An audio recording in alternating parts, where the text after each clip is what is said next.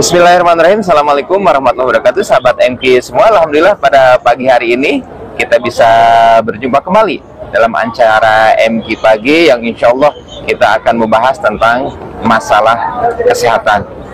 Nah, ketika kita bangun tadi pagi ya, alhamdulillah tadi bangun pagi hari, kemudian kita ke kamar mandi begitu ya, kemudian ya kita bisa melihat cahaya, kita bisa bergerak, kita bisa menghirup nafas, kita bisa menghembuskan nafas, ketika kita bisa berbicara, ketika kita bisa mendengar, ketika kita bisa berinteraksi.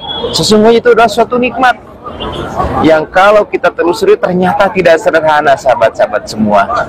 Jadi semestinya ketika kita bangun tidur, ketika kita bisa membukakan mata, ketika kita bisa masih mendengar suara-suara, apakah itu suara azan, ataukah itu suara mendengarkan suara bacaan Al-Quran, ataukah suara anak, ataukah suara istri, sebetulnya itu sebuah nikmat yang kalau tidak ditelusuri ternyata itu tidak sederhana, sahabat-sahabat semua.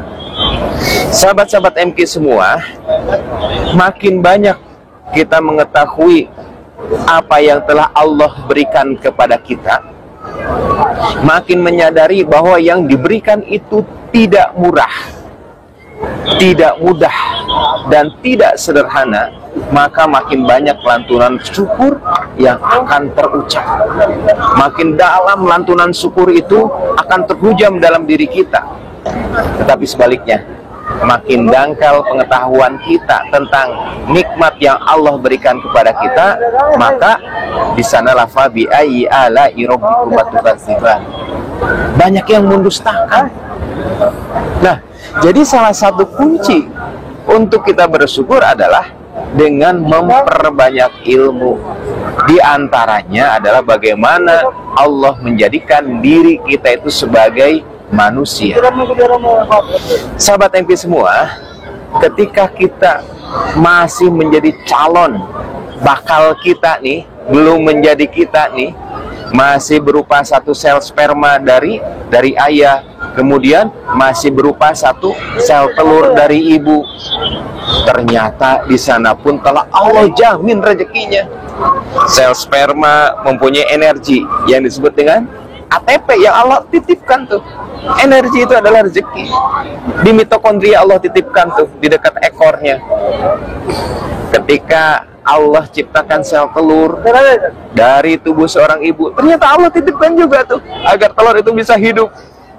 Ya, calon kita tuh belum jadi kita di dalam mitokondria, ya, di dalam mitokondria berupa ATP, sehingga sel telur kemudian sel sperma itu Allah takdirkan bisa ketemu, ia akan menjadi calon kita.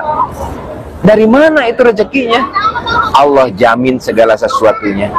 Allah jamin segala sesuatunya, padahal saat itu belum bisa kita minta loh. Bagaimana mungkin kita bisa minta? Kita belum mempunyai pikiran, otaknya aja belum jadi, tapi ternyata Allah jadikan jaminan rezeki itu betul-betul datang kepada kita. Sahabat MK semua, ketika sel telur tersebut ditemui oleh sel sperma, ternyata Allah pun jamin rezekinya. Allah telah siapkan rahim ibu yang berlimpah itu nutrisi. Kemudian Allah berikan nutrisi tersebut makin lama makin besar melalui tali pusat. Masya Allah. Apakah saat itu kita meminta? Belum. Bagaimana mungkin kita meminta? Tahu juga enggak. Bagaimana mungkin tahu? Otak kita juga belum ada. Bagaimana kita bisa berpikir? Kita juga belum punya data. Bagaimana kita bisa mengetahui kebutuhan-kebutuhan kita? Kita juga belum tahu apa yang akan terjadi dalam diri kita. Jadi sahabat MK semua, ketika kita berbicara, ketika kita melihat bagaimana tubuh kita ini, maka sebetulnya itu adalah limpahan nikmat yang sangat luar biasa. Baik, sahabat MK semua, ketika kita merenungi bahwa kita diberikan oleh Allah itu otak itu dijamin dan dibentuk, kemudian juga dipelihara oleh Allah Subhanahu wa Ta'ala. Allah itu menciptakan otak manusia dari sejak minggu pertama bakal otak itu diciptakan. Sahabat semua, di dalam otak itulah maka Allah itu mengatur bagaimana mekanisme di dalam tubuh itu bisa diatur, apakah itu untuk tangan, ataukah untuk gerak, ataukah untuk berpikir, ataukah untuk berbuat sesuatu. Maka kendalinya ada di otak. Tahukah sahabat semua, Allah itu telah menciptakan otak kita. Sampai saat ini Allah telah menjadikan 171 miliar sel yang ada dalam otak kita. 171 miliar. Bukan suatu jumlah yang sedikit. Dan kita tidak tahu jumlah itu. Dan ternyata Allah telah ciptakan, sekaligus Allah telah pelihara. Allah telah ciptakan di antara 171 miliar sel itu ada 86 miliar sel saraf. Sel saraf itulah yang terkoneksi satu dengan lainnya. Sel saraf itulah yang bisa menjadi perantara satu organ dengan organ lainnya. Dan sel-sel saraf itulah yang mengatur bagaimana sistem di dalam tubuh ini bekerja dengan teratur. Nah, sahabat MK semua, kalau kita telusuri lagi, ternyata otak pun perlu makanan. Apakah kita tahu makanan otak kita? Iya, bukan otak-otak. Makanan otak kita telah Allah supply lewat apa? Lewat darah, aliran darah, sahabat semua. Aliran darah itu kurang lebih 600 sampai 700 ml darah per menit. Yang menyuplai untuk siapa? Untuk 171 miliar sel otak yang ada di dalam kepala kita. Betapa dahsyat ciptaan Allah ini. Ketika kita tahu bahwa ternyata otak itu tidak sederhana, tidak sedikit selnya, maka di sanalah Rabbana ma khalaqta hadza batila. Ibu dan bapak semua, sahabat-sahabat MK Pagi, ketika kita tahu bahwa ternyata otak yang kita gunakan ini bukan sesuatu hal yang sederhana, bahkan kalau kita pikirkan sangat rumit, bagaimana memelihara 171 miliar sel itu, kebutuhannya apa aja, kita sendiri tidak tahu. Tapi ketika itu berjalan baik-baik saja, dianggapnya sesuatu yang biasa-biasa aja. Makanya kita jarang bersyukur. Tetapi tatkala manusia sudah diberikan ujian, pembuluh darah di otaknya ternyata yang mengirim nutrisi ke 171 miliar sel itu sebagian terganggu, sebagian aja. Sebagian terganggu. Ada yang pecah, ada yang tersumbat. Di sanalah mulai ada terasa gangguan-gangguan yang terjadi dalam tubuh. Muka menjadi bengong, tangan sebagian menjadi lumpuh, kaki menjadi lumpuh. Itulah penyakit stroke. Gangguan dari otak, sebagian dari 171 miliar sel yang terganggu suplai darahnya ke sana. Padahal kalau kita renungi, 600 sampai 700 ml per menit Allah kirimkan pembuluh darah setiap hari sampai saat ini. Tetapi tatkala kita itu tidak menyadari, maka kita tidak pernah atau sangat jarang kita bersyukur bahwa itu suatu nikmat yang besar. Jadi sahabat-sahabat semua, jangan sampai kita baru bersyukur ketika gangguan terjadi pada otak kita. Jangan sampai kita baru bersyukur ketika stroke itu datang, Masya Allah. Jangan sampai ketika kita ada gangguan masalah dari otak, barulah kita ngerti bahwa kita punya otak.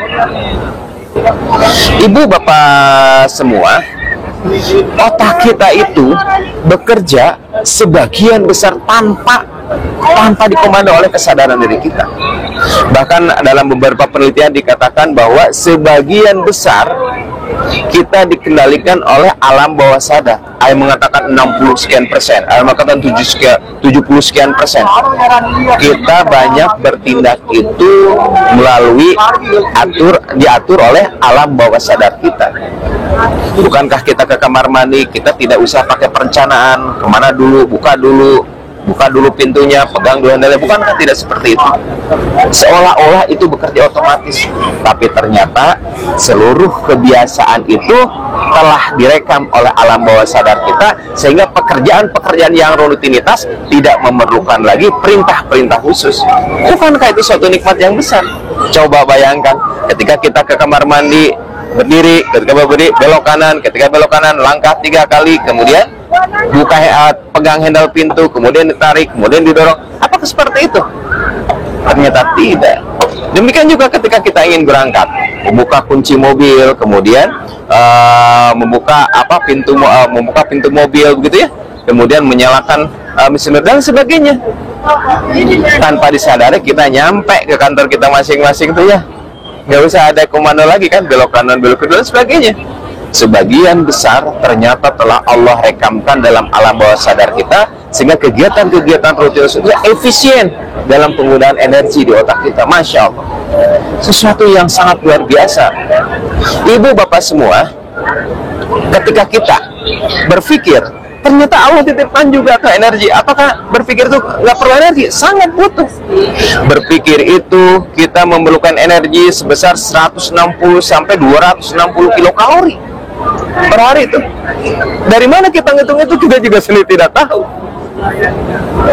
Jadi ketika kita berpikir, otomatis ternyata Allah kirimkan tuh kalori ke sana. Otak kita itu butuh 400 sampai 600 kilokalori itu per hari. Jadi kalau kita misalnya hitung-hitungan teman-teman semua, ternyata Allah itu telah mendistribusikan kebutuhan energi yang kita makan kepada organ-organ yang ada di dalam tubuh kita ini tanpa kita tahu, tanpa kita nyadar.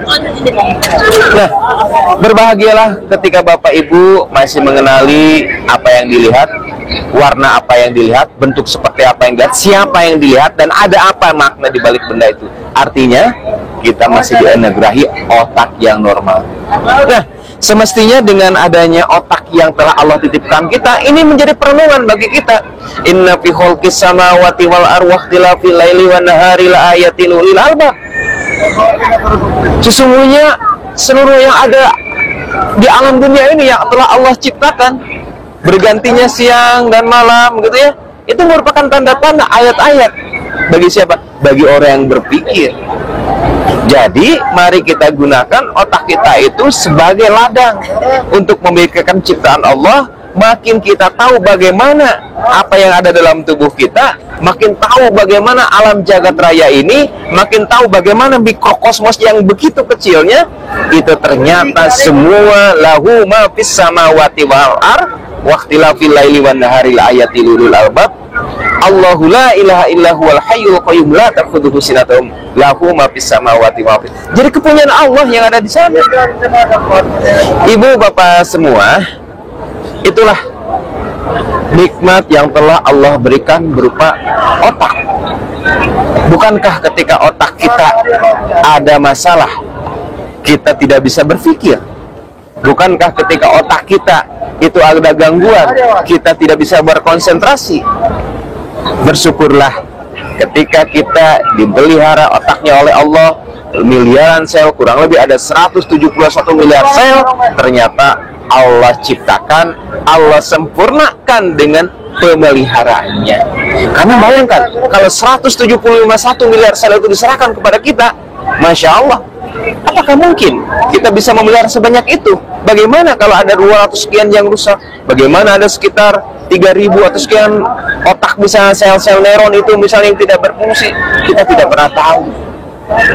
Secanggih apapun alat-alat medis yang ketemu sampai saat ini, belum pernah bisa mendeteksi dalam real time jumlah kerusakan otak yang terjadi, jumlah kerusakan sel neuron yang terjadi, di mana letaknya sangat presisi.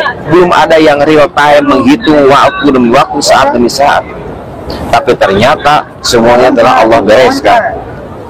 Nah, ibu bapak sahabat MK Pagi semua, kita juga ternyata dianugerahi jantung. Iya, bagi yang nonton pada saat ini, pastikan ya jantungnya masih berdenyut ya. Ya, kalau tidak berdenyut mungkin nggak nonton ya. Ya, baik. Tahukah sahabat semua, Allah ciptakan jantung kita ini sejak 4 minggu usia kita di dalam kandungan nih, usia kita dalam kandungan ibu, itu bakal jantung itu sudah berdenyut, dan bakal jantung itu sudah mengalirkan darah ke tubuh kita yang kecil tuh, kecil mungil, mungkin sebesar ruas jari seperti ini, dan terus menerus sejak saat itu Allah denyutkan jantung kita itu tanpa berhenti. tanpa minta cuti, nggak kenal tanggal merah, dan kerennya lagi, tanpa kita sadari, begitu kita butuh darah banyak, maka jantung itu akan otomatis menambah pompanya. Nah, sahabat semua, kurang lebih jantung itu Allah ciptakan kurang lebih ada 3 miliar sel otot yang ada di sana. 3 miliar, bukan jumlahnya sedikit. Ketika kita lihat jumlah itu 3 miliar, bagaimana cara ngasih makannya? Masya Allah. Pernahkah kita terpikir bagaimana 3 miliar sel itu dibentuk? Bagaimana 3 miliar itu sel itu dikasih makan? Kemudian bagaimana 3 miliar sel otot jantung itu digantikan jika ada yang rusak? Dan pernahkah kita berpikir juga 3 miliar sel itu dikasih makannya itu lewat mana? Ya, apakah lewat ojek online? Belum tentu, enggak ya. Artinya sahabat-sahabat semua, kita tahunya ketika jantung itu ada gangguan. Ketika jantungnya misalnya gangguan irama, ketika jantungnya misalnya ada gangguan penyumbatan, kita baru nyadar ada jantungnya ternyata. Ya. Ibu bapak semua, kurang lebih 5 sampai 6 liter tuh jantung itu memumpahkan darah. Kemudian kalau dijumlahkan kurang lebih 8.000 liter 8.000 liter per hari itu dipompahkan. 8.000 liter jumlah segimana ya? Kita juga mungkin belum tahu jumlah darah yang dipompahkan segitu banyak. Kurang lebih 8.000 liter darah dipompahkan per hari. Untuk apa? Allah tahu persis kebutuhan triliunan sel yang ada di dalam tubuh kita. Kurang lebih 31 triliun sel sampai 87 triliun sel yang ada dalam tubuh kita. Dikasih makan lewat mana? Lewat darah dipompakan oleh jantung, kemudian diedarkan ke pembuluh darah besar, bercabang lagi menjadi pembuluh darah sedang, bercabang lagi menjadi pembuluh darah kecil, bercabang lagi menjadi pembuluh darah yang sangat-sangat kecil yang tidak terlihat oleh kasat mata, sampai ke ganggang. Bagian rumah yang ada di ganggang itu kebagian semua. Kalau nggak kebagian, mati itu selnya. Apakah kita pernah tahu bagian tubuh mana yang nggak kebagian? Ternyata kebagian semua, sahabat-sahabat semua. Taunya bagian tubuh yang nggak kebagian itu ketika pembuluh darahnya rusak. Misalnya pada mereka yang mempunyai gangguan diabetes dengan komplikasi, ada gangguan di kakinya, pembuluh darahnya itu tersumbat. Akibatnya apa? Bagian tubuhnya itu, bagian kaki itu lama-lama menghitam dan busuk. Kenapa? Karena tidak teraliri di darah. Bukankah kita melihat kaki kita setiap hari suatu hal yang biasa-biasa? Padahal ternyata itu sangat luar biasa. Ibu, bapak, sahabat MK Pagi semua, ternyata tidak mudah, tidak murah ketika kita bisa berjalan dengan kaki yang sehat, ketika kita bisa bergerak dengan tangan-tangan yang sehat. Ternyata Allah pelihara, kasih makan tuh sel-sel yang ada di tangan kita ini. Allah beri nutrisi itu sel-sel yang ada di seluruh tubuh kita ini sampai ke ujung-ujung. Jadi ibu bapak semua, ternyata Allah kirimkan nutrisi itu demikian banyak ke triliunan sel. Dan ternyata setiap sel itu kebutuhannya nggak sama loh. Kebutuhan sel mata, sel retina, sel kornea ternyata berbeda dengan kebutuhan sel rambut. Kebutuhan sel tulang pasti berbeda dengan kebutuhan sel mukosa yang ada di bibir, sel-sel yang ada di dalam lambung, sel-sel yang ada di paru-paru. Beda-beda ternyata. Kita mah cuma tahu makannya sama, sarapannya sama, makan siangnya sama. Nanti gimana dong? Kebutuhan untuk sel otak kan khusus, nggak tahu. Tapi ternyata ketidaktahuan kita itu Allah telah sempurnakan dengan kasih sayangnya. Pokoknya yang rumit-rumit udah deh, udah diurusin oleh Allah itu semua. Ibu bapak semua, ketika darah itu dialirkan, kemudian mengirimkan makanan berupa nutrisi, mengirimkan energi berupa kalori, mengirimkan mineral dan lain sebagainya. Darah itu juga ternyata mengangkut oksigen yang dalam tubuh kita, ya angkut tuh oleh darah. Ketika kita kekurangan oksigen, maka terasa itu sesak. Maka janganlah kita bersyukur ketika sesak itu datang. Jadi ibu bapak semua, kalau kita perhatikan, Allah menciptakan jantung ini, ternyata Allah ciptakan juga Allah jadikan juga dengan pemeliharaannya yang tidak mudah dan tidak mudah. Jadi janganlah sampai kita mengakui menyadari bahwa kita punya jantung ketika kita sakit jantung. Bahkan ada juga kalau berobat tuh, dok, saya mah punya jantung. Ya iya bu, kalau nggak punya jantung mah mana mungkin ibu ngadap saya, mungkin ibu menghadap yang maha kuasa. Ya bercanda maksudnya. Jadi rata-rata mereka tersadarkan dirinya punya jantung ketika jantungnya sakit. Dok, saya mah jantungnya lemah, tiap jalan berapa meter udah sesek. Dok, saya mah jantungnya bengkak, tiap nanjak berapa meter sudah sesak nafas. Dok, saya mah jantungnya ada kelainan irama jantungnya. Nggak begitu lihat orang kaget, ternyata sudah berdebar-debar dan sebagainya. Ibu bapak semua, jadi ketahuilah bahwa Allah menitipkan jantung kita itu dari mulai saat kita dikala dalam kandungan ibu kita masing-masing, sejak umur kita itu 4 minggu. Sejak kita belum punya otak, sejak kita itu belum bisa mikir, ternyata Allah pelihara, Allah ciptakan jantung itu untuk kita. Baik, jadi jangan sampai kita baru nyadar ketika jantung itu diberi gangguan. Ibu bapak semua, kalau kita lihat lagi, kita juga ternyata dititipin oleh paru-paru oleh Allah. Tempat masuknya udara, tempat udara itu masuk ke dalam saluran paru-paru kanan yang akan bercabang menjadi 3, kemudian masuk ke dalam paru-paru kiri yang bercabang menjadi 2 bagian, kemudian bercabang terus sampai ke ujungnya bagian terkecil di mana oksigen itu bisa diserap, di mana darah kotor dari tubuh itu bisa melepaskan hasil metabolisme berupa karbon dioksida. Bagian terkecil itu adalah yang disebut dengan alveoli. Allah ciptakan paru-paru itu sejak dalam kandungan. Dan ternyata begitu 10 detik manusia itu lahir dalam perut itu, sejak 10 detik itulah paru-paru itu mulai mengembang. Sejak 10 detik itulah paru-paru itu menghirup napas, mengembuskan napas, menghirup oksigen, mengeluarkan CO2. Sejak 10 detik itulah sampai saat ini paru-paru kita itu terus mengembang untuk memenuhi kebutuhan kita sehari-hari. Jadi ibu bapak semua, udara yang masuk itu telah Allah alirkan ke dalam hidung atau juga ke dalam mulut, kemudian juga ke dalam trakea, kemudian ke dalam bronkus, ke dalam bronkiolus, sampai ujung terminal berupa alveoli yang jumlahnya kurang lebih ada 480 juta alveoli. 480 juta kurang lebih di kiri dan kanan itu bukan jumlah yang sedikit.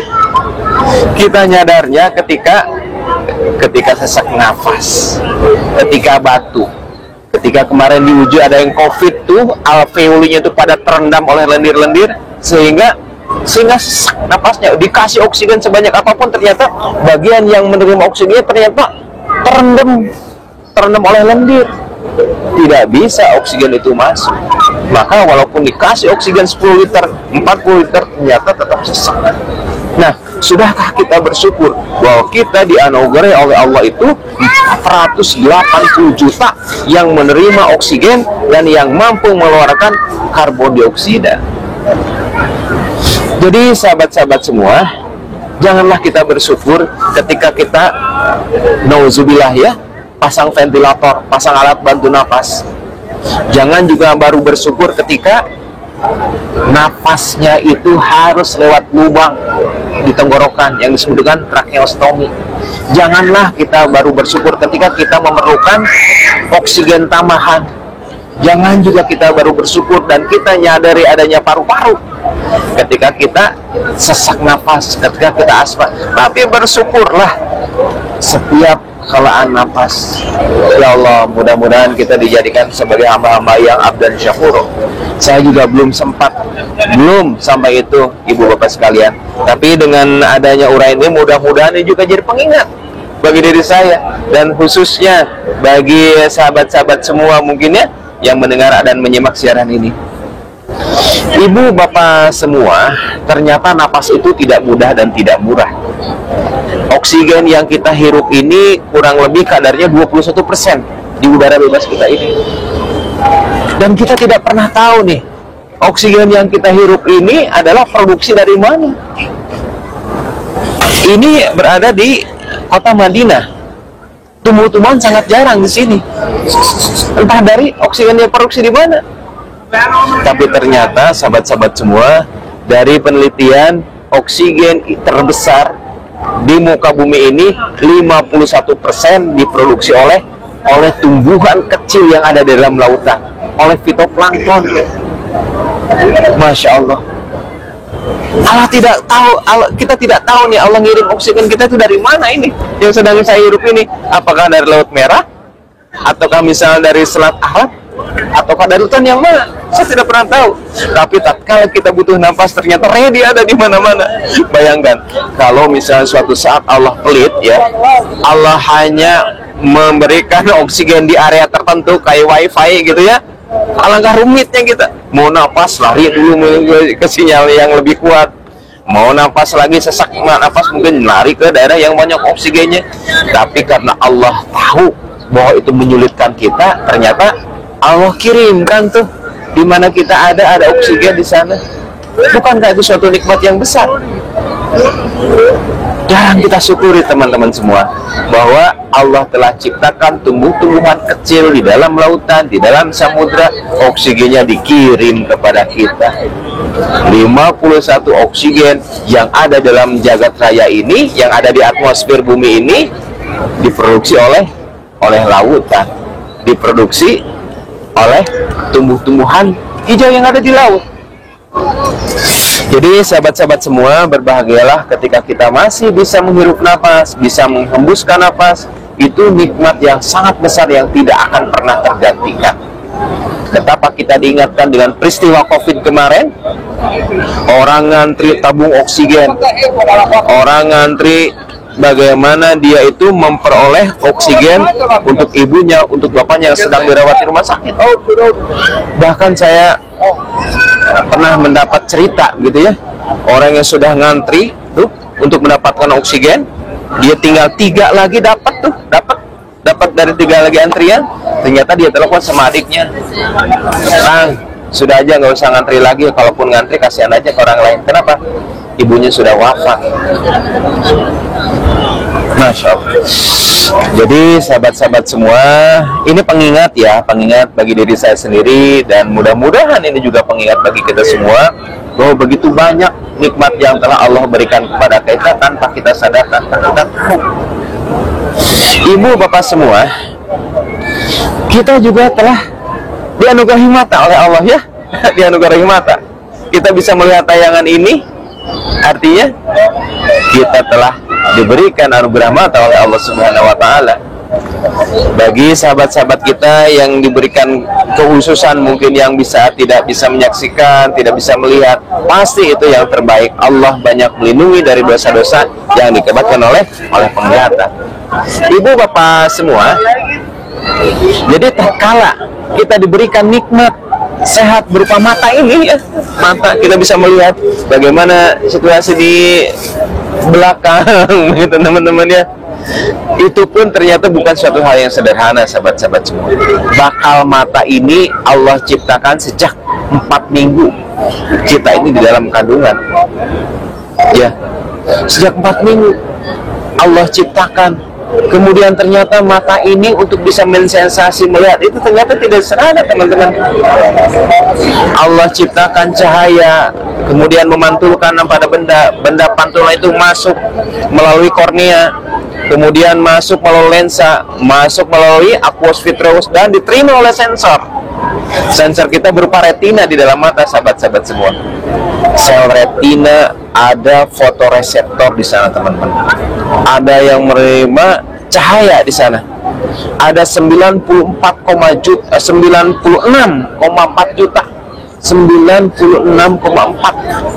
juta fotoreseptor yang ada di dalam mata kiri kita.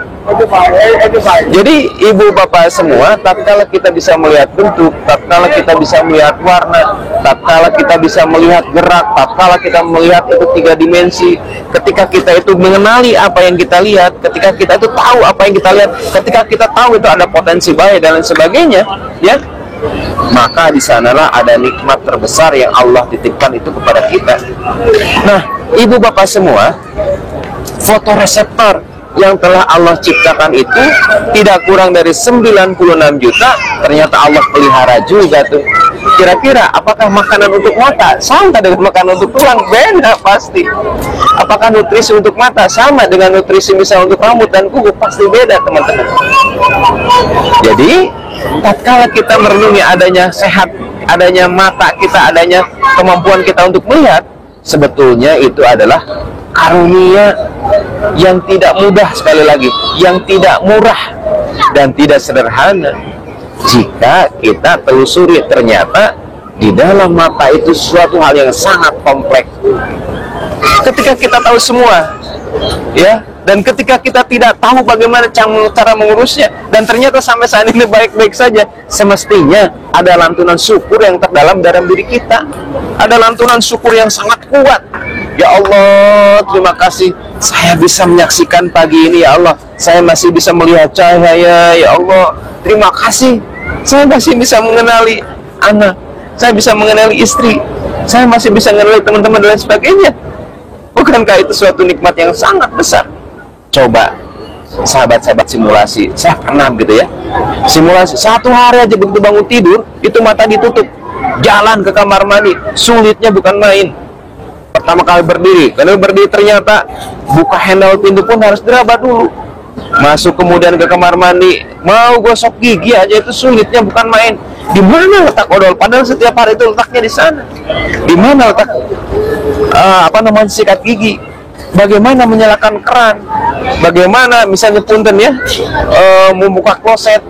Bagaimana ketika kita ingin menyalakan keran untuk membilas dan sebagainya? Ternyata itu tidak sederhana, teman-teman.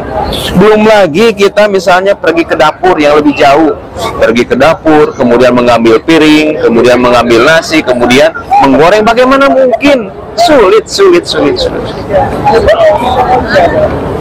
Bukankah dengan kesulitan itu harusnya menjadi tanda bagi kita, menjadi pengingat bagi kita, ternyata penglihatan itu dan tidak murah dan tidak mudah. Fabi ayyi ala'i rabbikuma tukadziban. Ibu bapak semua, jadi ini renungan ya, renungan bagi diri saya sendiri gitu ya, renungan bagi kita semua. Ternyata nikmat penglihatan itu nikmat yang sangat mahal. Betapa banyak orang yang tidak jelas penglihatannya harus menggunakan kacamata. Punten seperti saya ini ya. Bahkan betapa banyak orang yang lensa matanya itu ternyata sudah keruh, itu harus dioperasi dan harus diganti. Dan tidak mudah dan tidak murah operasi itu, teman-teman. Ketika misalnya matanya itu minusnya terlalu besar gitu ya, itu bisa mengakibatkan si retina itu lepas, sehingga ada operasi lasik namanya itu, dengan laser begitu ya. Dan itu tidak murah, teman-teman. Ketika penglihatan terus-menerus menurun begitu ya, dan sampai ternyata terjadi kekurangan pada kornea, maka kornea itu tidak bisa diganti, harus mencari donor. Dari mana donor kornea? Dari siapa? Dari orang yang telah meninggal dan mau untuk mendonorkan korneanya. Masya Allah. Jadi tatkala kita merenungi nikmat satu persatu di dalam tubuh kita ini, pantas saja berkali-kali Allah turunkan, ingatkan kepada kita, maka nikmat Tuhanmu yang mana yang kamu dustakan. Ibu bapak semua, ketika kita menyadari bahwa penglihatan itu bukan suatu hal yang sederhana, maka sewajarnya setiap kita melihat sesuatu, maka ada syukur yang ada dalamnya. Kekuatan syukur itu akan sungguh besar jika kita tahu bahwa yang diberikan itu sesuatu yang sangat berharga, dan kalau kita kehilangannya, maka kita akan sangat menderita.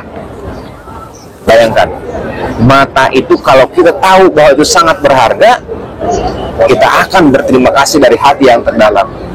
Dan ketika kita tahu bahwa kehilangan mata itu sesuatu yang sangat menyulitkan, maka kita pun akan sangat mensyukuri nikmat mata tersebut.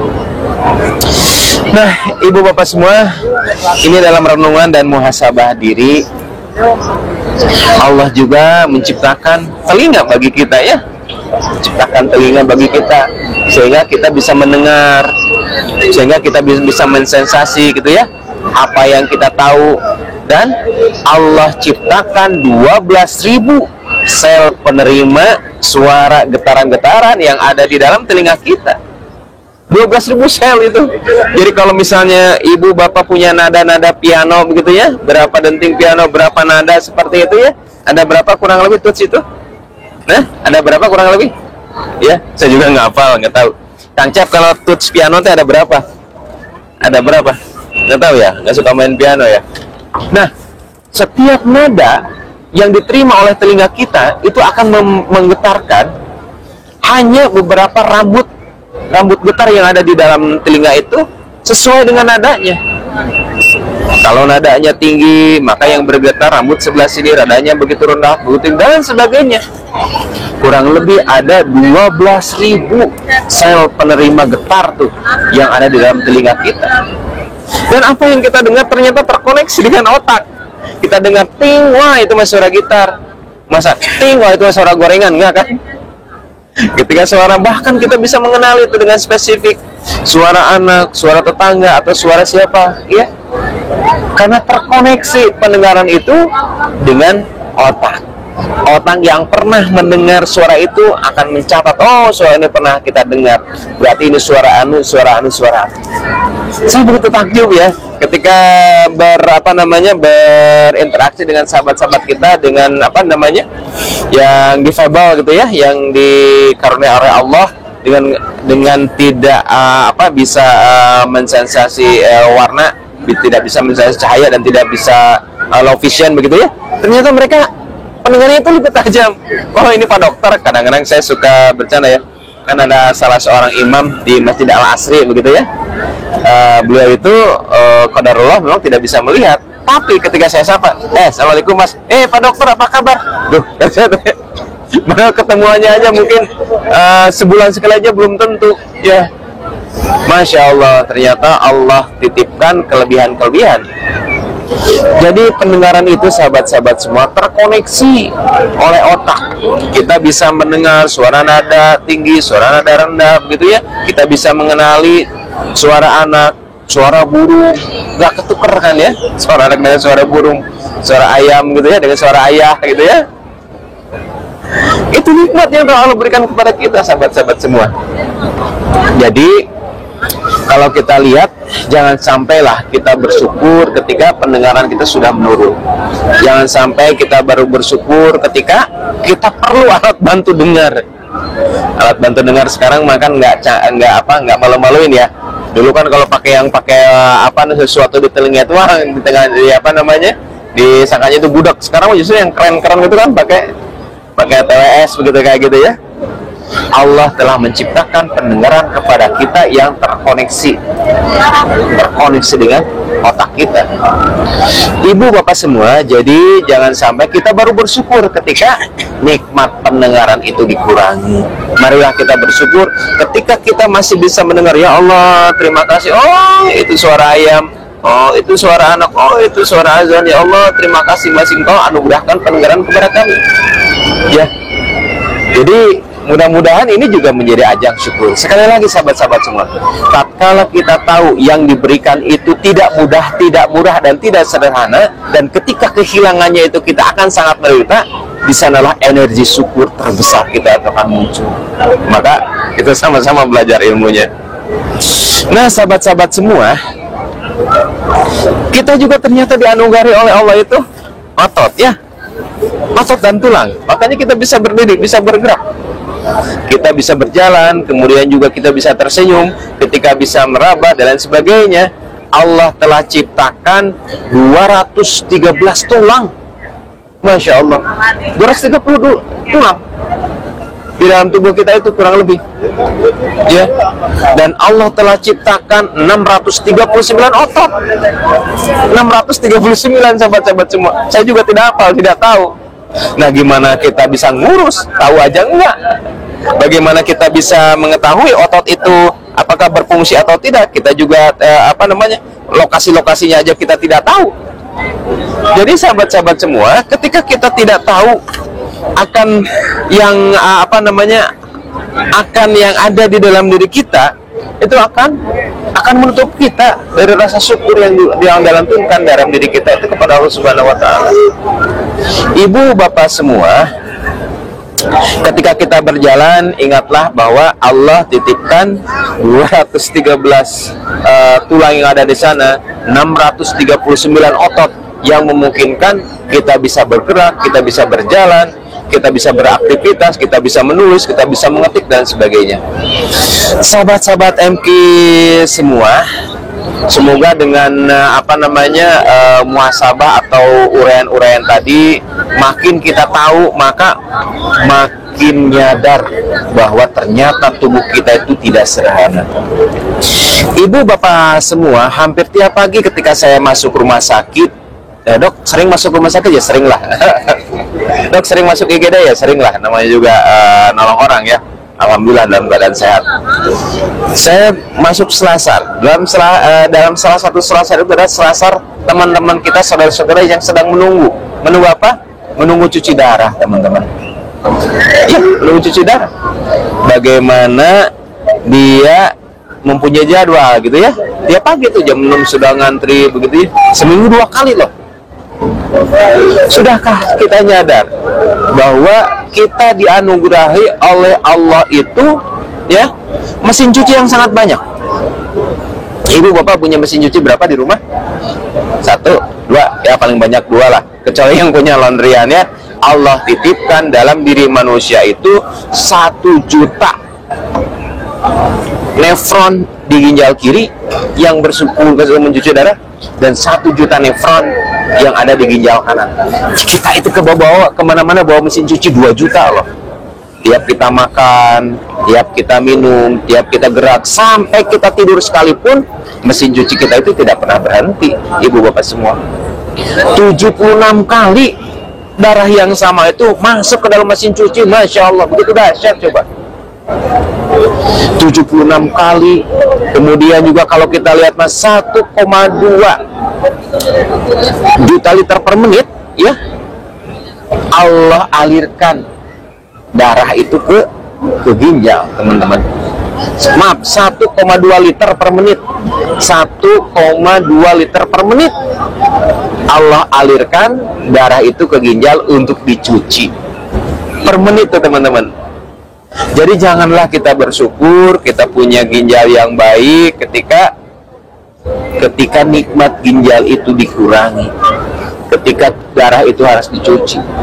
Mari kita doakan teman-teman sahabat-sahabat kita yang diuji ginjalnya tidak berfungsi, semoga ini menjadi kafarat, semoga ini menjadi amal soleh, semoga ini juga menjadi penggugur dosa-dosanya. Dan bagi ibu bapak yang ginjalnya masih bagus, semoga ini juga menjadi ladang syukur yang terdalam. Ibu bapak semua, begitu banyak nikmat yang telah Allah berikan kepada kita. Kita juga diberi hidung tuh, ya, diberi hidung.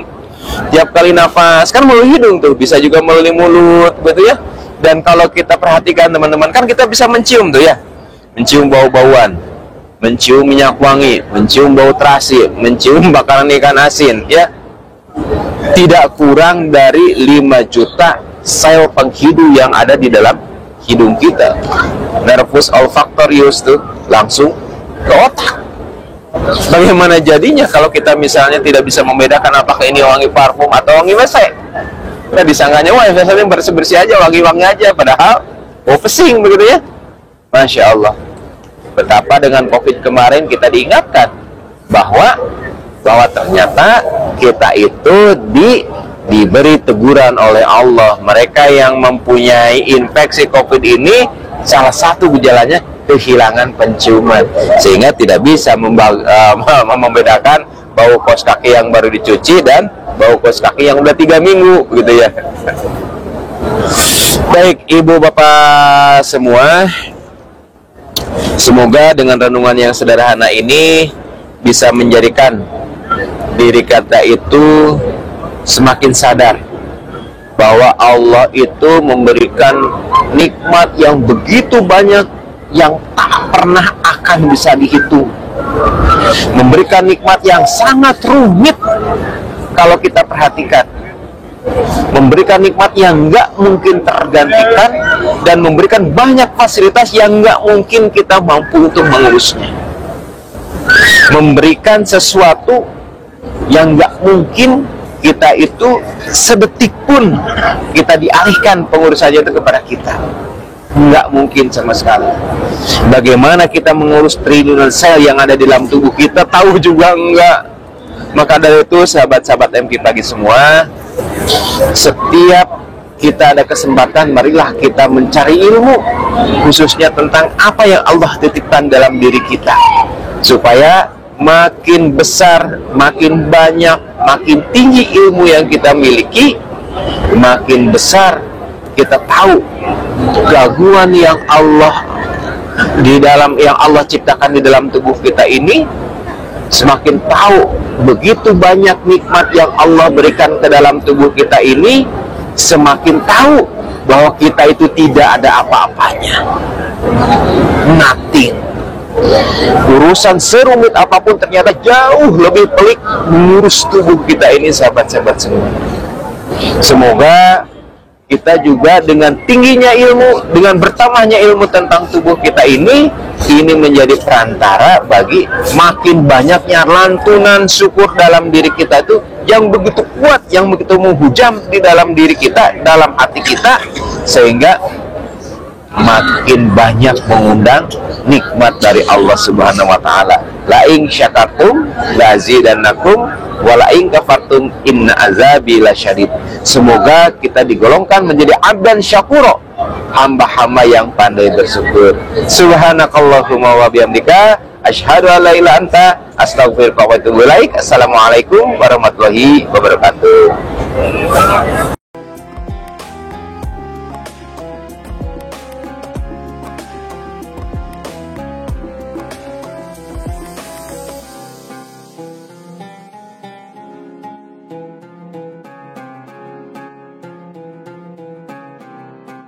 Jangan lupa, saya bilang sekalian, terus berlangganan di Darut Tauhid Official.